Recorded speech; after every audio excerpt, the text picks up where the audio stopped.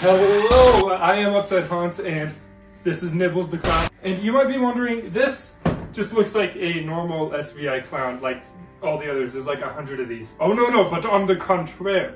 This one is special and different because it has a very particular type of movement. Completely exclusive to this animatronic right now. No other animatronics or companies have done this yet. This is the first one, kind of like Grimm with the servos. And I thought it is freaking cool. It follows you with its head, like super creepily. And I'm surprised this is the first time it's been done. Like that seems like such an obvious thing to do for a creepy Halloween animatronic. But I'm glad that it's here now. And I'd like to note, this box is much smaller than I thought it would be. So better for storage. You know that I have just that one shelf to store everything on. Anyways, I don't see why I should delay this any longer. I'm gonna go ahead and open this guy up. Now this is a bit of a fan favorite amongst the community of people who like Spirit Halloween animatronics. Ooh, interesting. Wait, this is like explaining how the whole head tracking thing works. It's cool to see like new concepts have to be explained. It's just like evidence that they're doing something different. There's only one thing this can be, and that's the head. You could hear the like jingle bells in there. Here's his hat. Okay, moment of truth. Here is his head. Ooh, that looks good. That doesn't look bad. Let me open this thing up so we can get a better look at it. Throw this in there. Ooh, check this guy out. Cool. There's a deformity over here. I'm sure you could kind of stuff that or do something about it. Maybe it'll settle better over time. Wow, that is a big open neck there. What the heck? Also, good look at the cool new mechanism. That is awesome. We're gonna be seeing a lot more new animatronics in the future with this movement, I guarantee you. Also, if there was any wonder what kind of motor it is indeed servo. This is the motor right here. And looks like we've got something else in the head box. Oh, it's just his adapter. Nice.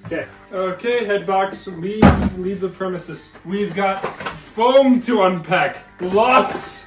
Oh crap, that was his arm. Oh no, lots of foam. Here's his other arm. These are very, very light. I don't know if that's something to say about the quality, but they are small arms, so like, I don't know how heavy you expect them to be. But here we've got his lollipop with a little nibble taken out of it, true to his name. I just gave it a smell test, does not smell like real candy. Disappointed. Expected more, not really. Here are both his shoes. Nice.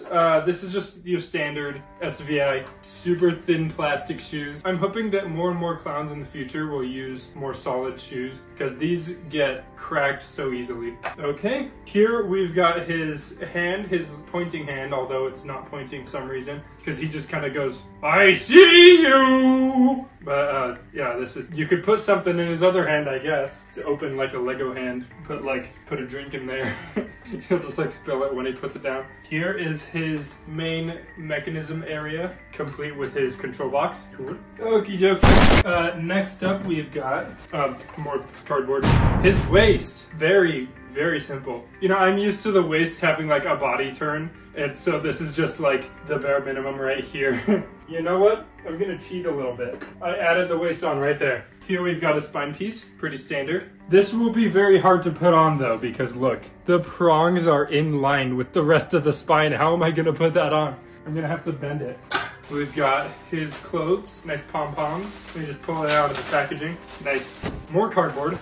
We have lots of pulls. If you need more pulls, then he's got them. And finally, the box looks empty. We have his base. I wish that the base would be put on the top. I love it best when the bases are on the top, so you can place it down and build it as you're taking it out of the box. But this is what people are used to. But that's just the preference. Okay, so since this is a normal build other than the head, this should be pretty simple. Two shoes.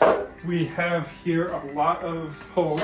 Are his knees that low? Wait, no, you gotta put on the smaller ones first. There we go. Then put on this piece. Nice. Okay, I've been doing this long enough to know that you put pants on next. It's even got the letter P on it for pants. I believe it is his right side that has the stripes. Oh, wait a minute. I almost just made a grave mistake. I need to put on these. I thought he looked like he was skipping leg day. Okay, now we put on the pants. If you're like doing this step by step with me for some reason, don't listen to whatever I say because I do things out of order a lot. I enjoy the adventure of making mistakes when building an animatronic. There we go. Got both pant legs on properly. Let me just stretch this over here so we can now attach this whole piece. Usually like the legs are hard to attach to the waist, but that was pretty easy.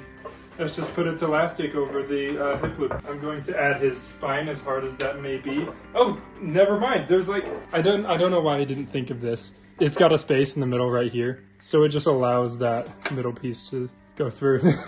That was easy. Let us acquire his shirt now. Also, I would like to note these pom-poms are especially soft. These are actually much nicer than the like pom-poms found on animatronics such as Crouchy or like Poor George, for example. Anyways, let's get this bad boy on. There we go. I'm just gonna put together the top Velcro. It allows me to put the arms through the sleeves easier. There was a Nibbles set up at the store that I got him from, but it was broken. Like his head didn't move, his mouth didn't move, but his audio was on and his arm was on. So I assume either something was genuinely broken or they just didn't have the head connected. Now this is his lollipop hand, so get that bad boy in. This is his other arm. This will be attached to his pointing hand. I'm glad this isn't like a one-trick pony because his arm also moves. It's not just the whole like head thing. So it gives him just that much more life, I guess. I am tempted to kind of like use a heat gun on his plastic hand to actually make him point, because I feel like it wasn't pointing because they just didn't want to make a new mold for it. So they just kind of have a default position, just kind of like grabbing hand. Because it's so obvious that he should be like pointing at you, or like what's this gesture that he's doing?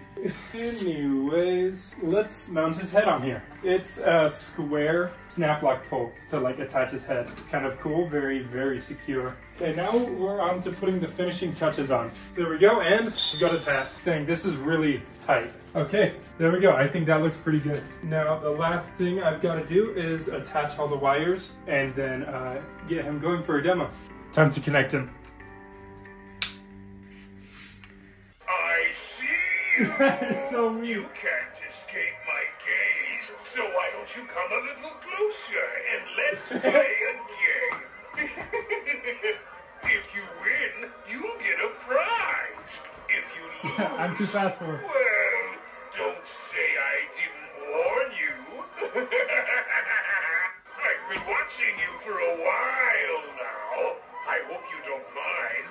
I like the way you walk. I can't help but follow you around with my gaze. You have a certain bounce in your... That is awesome. Although cosmetically, he's a pretty boring SVI clown. Like, I'm not gonna lie, it's not that crazy of a look he's got. The, like, motion tracking just completely carries him. It's so cool and so unique because we've never seen it in anything else. Now, I've seen videos of this guy with his mouth turned off and audio turned off, and he just kind of watches you and you have no idea if he's on or off. And that is probably the most effective way you could use him. That is so creepy because his audio is so like corny. He like plays up his whole concept going like, I see you. And then you can kind of guess, oh, that's supposed to happen. That's his whole thing, because he just endlessly talks about it in his phrases. But I like when it's more of a shock and he just suddenly starts looking at you. Also, after something like Bobby Strings, it's nice to set up and move around something that isn't so huge and cumbersome. Like this guy, he's shorter than me. But yeah, honestly, I'm glad to have him because like he's the first of having this kind of technology. It's really cool to experience it. And it's definitely gonna freak out the neighbor kids. I really hope that companies like Home Depot are able to get their hands on the kind of tech that this guy's got, because they're definitely going to do it with probably characters that make more sense, like maybe a statue that's watching you, or actually no, that's all I've got, but something like that. And it would definitely be cheaper if it wasn't being sold by Spirit, but I appreciate the character that this guy's got. It feels slightly cobbled together because the whole Nibbles part doesn't like have anything to do with his whole like watching you thing. He just has a lollipop and sharp teeth, and that's just completely like irrelevant. It's almost like they just took a clown concept that they already had and go like, well, we need something to put this technology on. And so they took Nibbles and then added the whole neck thing. Anyways, that's all I have to say. Let me know your thoughts in the comments, and I hope to see you next time.